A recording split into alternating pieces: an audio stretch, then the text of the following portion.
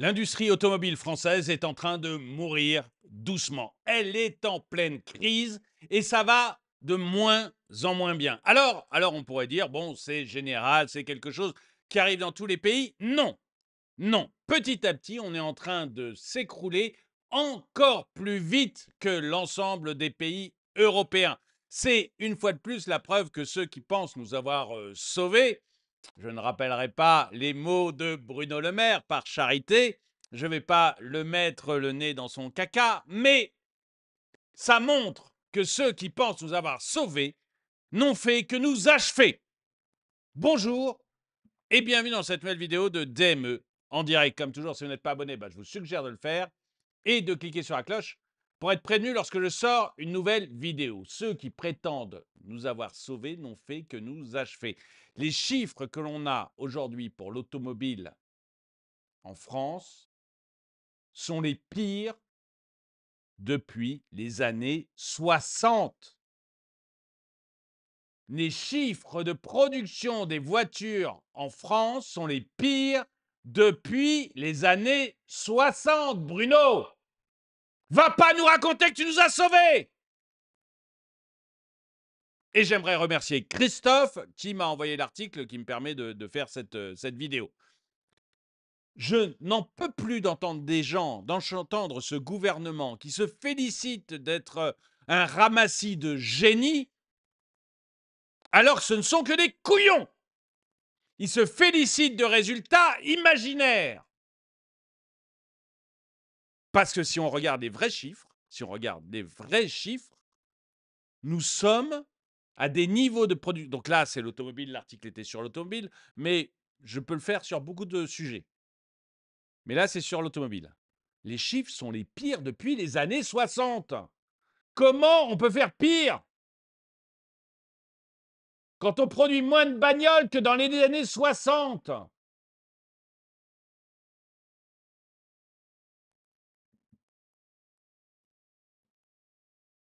On regarde ça. L'industrie automobile française traverse une période de turbulence marquée par des niveaux de production qui rappellent ceux observés pour la dernière fois dans les années 60. Qu'est-ce que vous voulez faire? Mais ils sont contents! Mais ils sont contents d'eux, hein? Ah, si vous les écoutez, on a réindustrialisé le pays!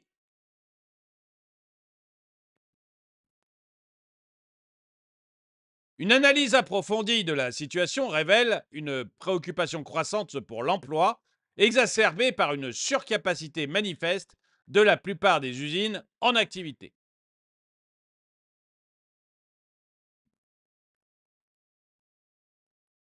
Selon les données du cabinet d'analyse statistique Innovev, la production automobile en France a suivi une trajectoire en forme de parabole depuis les années 1950, atteignant un plateau à la fin des années 1980 et de nouveau un plateau au début des années 2000. À chaque période de reprise significative, comme après la crise pétrolière ou avec l'introduction de modèles à succès comme la Peugeot 205 et le Renault Scénic, l'industrie a connu des pics de production marquants. Cependant, depuis lors, la délocalisation a largement impacté le paysage industriel français, privant le marché de ses segments les plus populaires, notamment les berlines et les crossovers thermiques, qui dominent encore les ventes nationales. Alors, il y a deux choses. D'une part, vous savez que l'automobile, c'est une industrie cyclique, c'est-à-dire qu'il y a des hauts et des bas, mais naturellement, c'est toujours comme ça parce que on sort les nouveaux modèles, il y a les acheteurs, mais enfin les acheteurs, ils ne sont pas là tous les ans et on ne changeait pas de bagnole tous les ans. Donc on a naturellement un cycle qui se fait dans l'industrie automobile, c'est ce qu'on appelle une industrie cyclique. Mais en plus, nous, donc c'est normal qu'il y ait des hauts et des bas. Mais nous, en plus, on a, nous, Français, on a le problème que les industries délocalisent. Alors, vous pourriez me dire, c'est normal que l'industrie délocalise. On part des pays riches pour aller vers les pays pauvres, ce qui permet de fabriquer des voitures moins chères. Logique.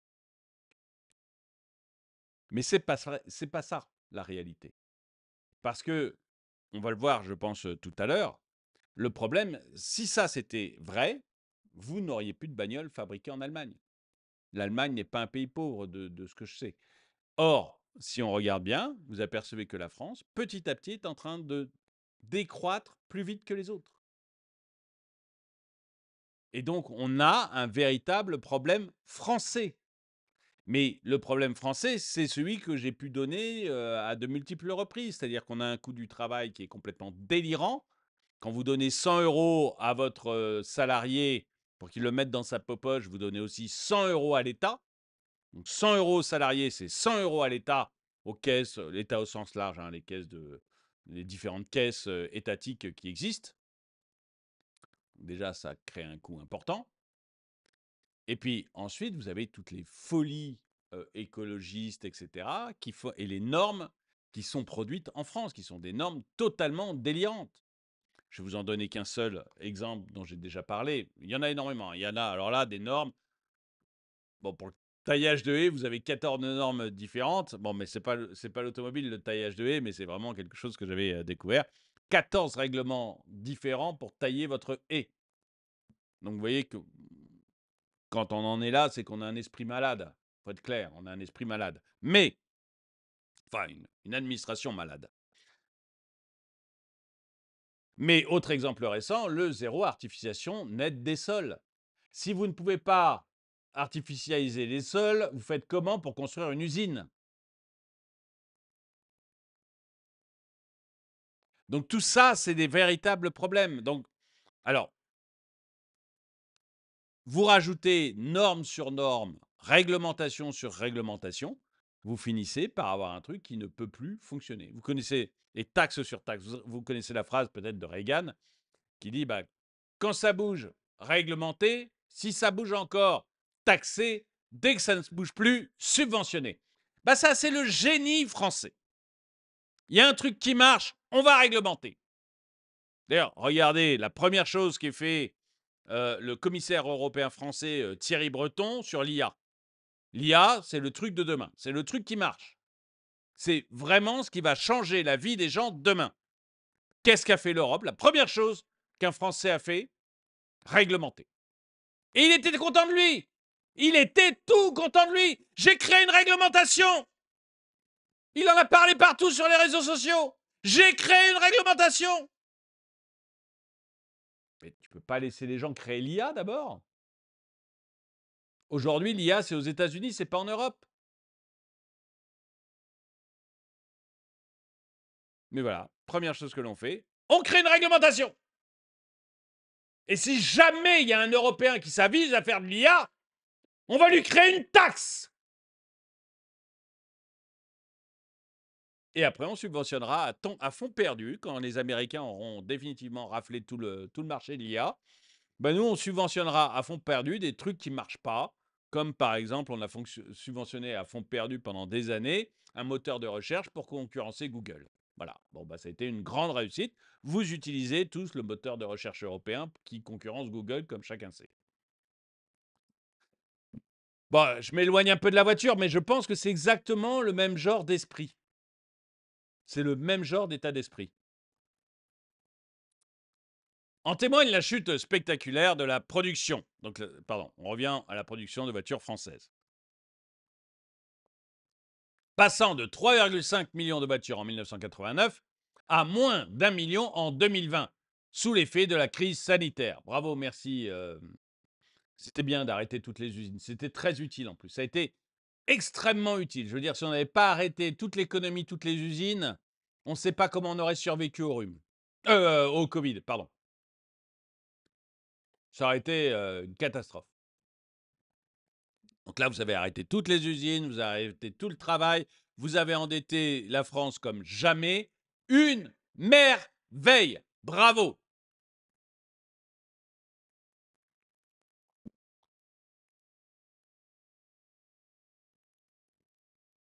Donc, moins d'1 million en 2020 sous l'effet de la crise sanitaire et sans retrouver ce niveau depuis lors. Cette évolution a relégué. Moi, je croyais que Bruno nous avait sauvés. J'ai du mal à comprendre. Il y a un truc qui a dû m'échapper. Cette évolution a relégué la France de la 2e à la 4e place en Europe. Derrière l'Allemagne, bon ça d'accord, on était déjà derrière l'Allemagne, donc bon, puis c'est leur principale exportation, les bagnoles, donc ils sont bons en bagnole. Voilà, on peut pas dire que Mercedes sait pas fabriquer des voitures. Donc ok. Donc derrière l'Allemagne, ok. L'Espagne, ah, c'est déjà un peu plus quand même. L'Espagne et la République tchèque. On est moins bon que les Tchèques. Merci Bruno, merci Emmanuel. On est moins bon que les Tchèques. La situation, la France, ça devient vraiment un pays du tiers-monde. La situation des usines françaises reflète cette réalité inquiétante. Si l'usine d'Onin, dans le Nord, affiche des taux d'occupation remarquables de plus de 90% grâce à la production de la Toyota Yaris et de la Yaris Cross, les autres sites peinent à maintenir des performances similaires, notamment les usines de Douai et Flins, actuellement en transition vers la production de véhicules électriques Renault. Eh ben, je peux vous dire que vous allez souffrir derrière parce que je vais préparer là des voitures, mais alors Volkswagen et Peugeot sont en train de se barrer de l'électrique à grandes enjambées. Je peux vous dire que si l'avenir de l'usine de Douai et de Flins c'est l'électrique, ça va être chaud chaud, présentant des taux d'occupation considérablement bas. Même constat pour Sochaux et Mulhouse, où, malgré des modèles populaires comme la Peugeot 3008 et la 308, une partie significative de la capacité reste inexploitée. J'ai pas été convaincu par la 3008. Ouais, j'en avais jamais construit. J'en avais jamais conduit, pardon. Et il y a peut-être un mois ou deux, je sais plus, j'ai loué une 3008. J'ai pas été convaincu. J'ai trouvé pas mal. Je l'ai trouvé pas mal, mais je trouvais que la place pour les jambes était vraiment pas terrible, quoi. Je me suis retrouvé serré. Il y avait. C'est pas que c'était nul. Il y avait pas mal de trucs pas mal, bien dans la 3008. J'ai trouvé que c'était en dessous des autres. J'ai été assez déçu. J'ai été assez déçu. Si vous avez une 3 minutes, vous en avez conduit une, dites-moi ce que vous pensez de cette voiture. Moi, j'ai été un peu déçu. À Rennes, la Jeannet, à Rennes, la Jeannet, la situation est encore plus préoccupante, avec un taux d'occupation inférieur à 50% pour des véhicules tels que la Citroën C5 Aircross et le Peugeot 5008.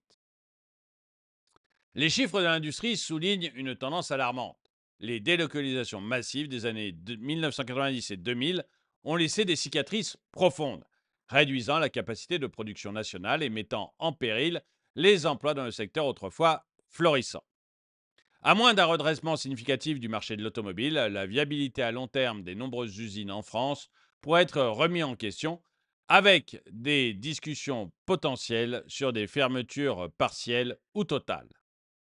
Cette évolution souligne, encore une fois, vous voyez, si tous les pays européens étaient en train de décliner, on se dirait, bon, bah, ça part des pays riches vers les pays pauvres, et puis voilà, c'est comme ça. Les pays riches doivent se concentrer vers des produits à plus forte valeur ajoutée, produits ou services à plus forte valeur ajoutée. C'est assez normal, parce que leur population a besoin de plus d'argent, veut mieux vivre, etc. Donc c'est assez logique.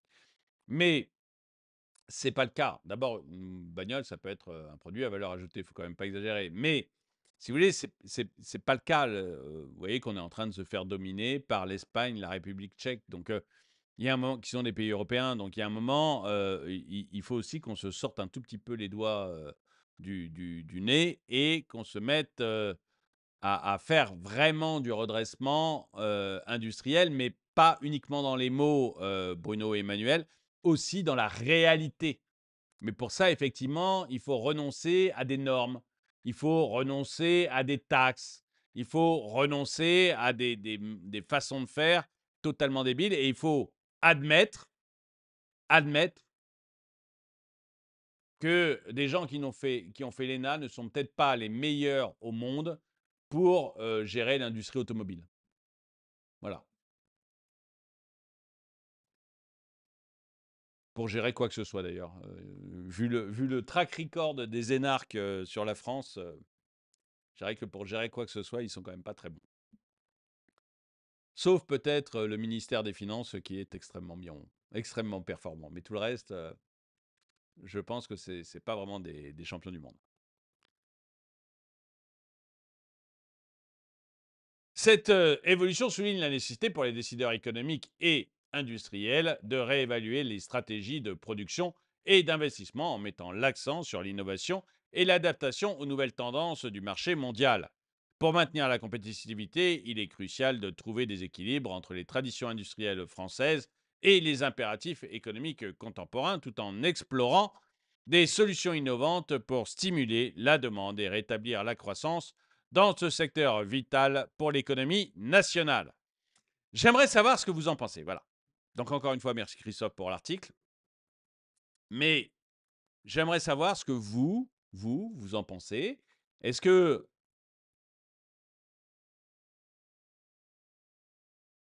vous croyez comme moi que c'est un exemple supplémentaire d'une France qui s'effondre petit à petit, notamment l'industrie, quoi que nous en disent nos rigolos de service, pardon, nos gouvernants. Mais est-ce que vous pensez comme moi que c'est un signe du déclin de la France et qu'il est grand temps de se rétablir? Est-ce que vous pensez que c'est cyclique, puisque l'automobile est cyclique et que ça reviendra et qu'il ne faut pas trop s'inquiéter? Est-ce que vous pensez qu'on est sur la bonne voie, que le gouvernement nous a mis sur la bonne voie et qu'il suffit d'attendre un petit peu de temps pour que les entreprises reviennent? Parce qu'après tout, ce n'est pas parce que vous changez un jour les choses que le lundi que vous changez les réglementations, les lois, etc., que le mardi, vous êtes plein d'industries sur votre sol. Donc peut-être qu'il faut juste attendre un petit peu. Dites-moi ce que vous en pensez dans les commentaires. Moi, je vous ai dit ce que j'en pensais. En tout cas, merci d'avoir regardé cette vidéo. Mettez-lui un pouce vers le haut, commentez-la, partagez-la. Merci à tous ceux qui soutiennent la chaîne. Et moi, je vous dis à très bientôt.